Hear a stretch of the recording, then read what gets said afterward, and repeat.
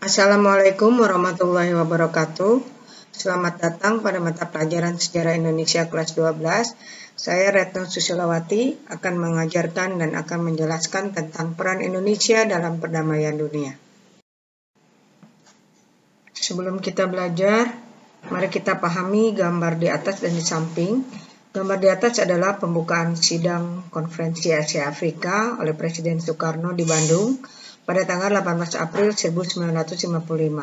Sedangkan gambar di bawah adalah penandatanganan Deklarasi Bangkok oleh Wakil Negara Pelopor ASEAN pada bulan Agustus 1967. Berdasarkan gambar di atas, rumuskan oleh kalian peran Indonesia dalam perdamaian dunia.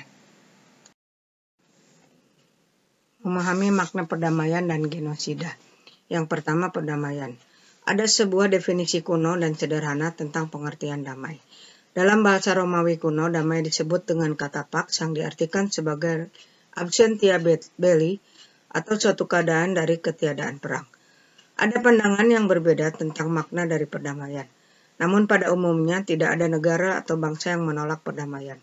Negara-negara yang memiliki pengalaman buruk karena perang mungkin akan bertanya tentang perdamaian.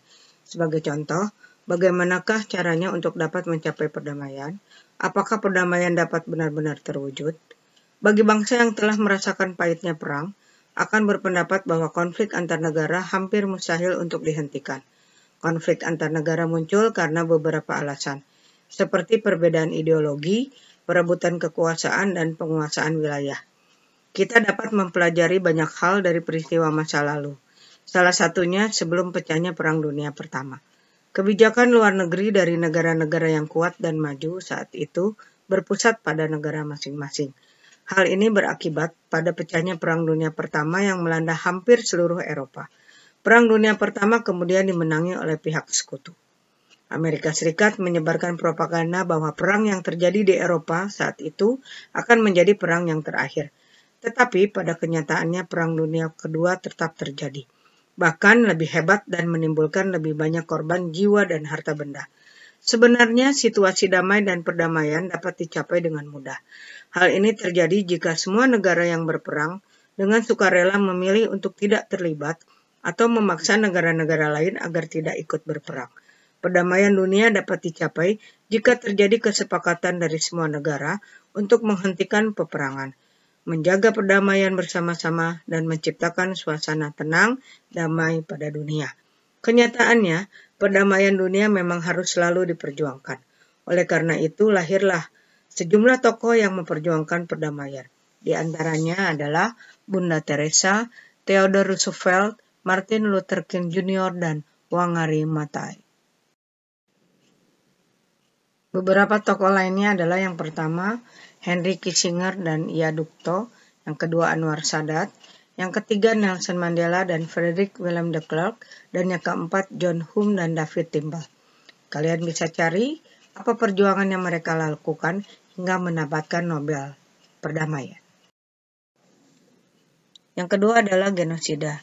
Genosida adalah pembunuhan secara besar-besaran terhadap suatu bangsa atau ras. Kata genosida pertama kali digunakan oleh seorang ahli hukum dari Polandia yang bernama Raphael Lemkin pada tahun 1944 dalam bukunya Axis Rule in Occupied Europe yang diterbitkan di Amerika Serikat. Kata ini berasal dari bahasa Yunani yaitu genos yang berarti ras, bangsa, rakyat, dan bahasa Latin yaitu keider yang berarti pembunuhan. Genosida dilakukan dengan maksud untuk pemusnahan terhadap suku bangsa, ras, bangsa, atau kelompok tertentu.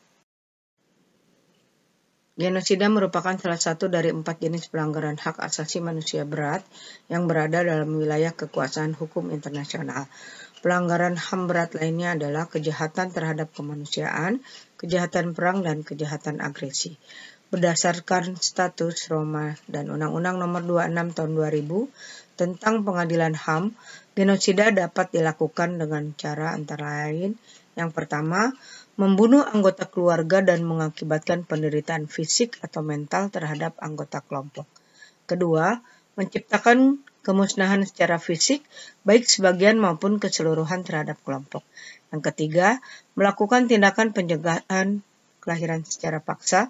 Yang keempat, memindahkan anak-anak secara paksa dari kelompok yang satu ke dalam kelompok lainnya. Juga ada yang dikenal dengan genosida kebudayaan, yaitu pemusnahan terhadap peradaban dari suatu bangsa beserta kebudayaannya.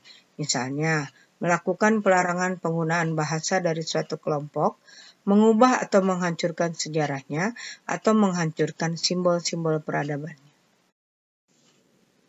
Berikut adalah contoh-contoh genosida dalam gambar. Yang pertama adalah pembantaian suku Indian di tanah leluhurnya yang dikenal dengan tragedi Wounded Knee yang terjadi pada tahun 1498. Kedua adalah potret penjajah menyiksa suku aborigin yang terjadi pada tahun 1788. Ketiga, pembantaian rakyat Kamboja yang terjadi tahun 1975 sampai dengan 1979. Keempat, pembantaian Rwanda terhadap suku Hutu yang terjadi pada tahun 1994. Demikian materi pada hari ini yang bisa saya sampaikan. Terima kasih atas perhatiannya. Semoga bermanfaat.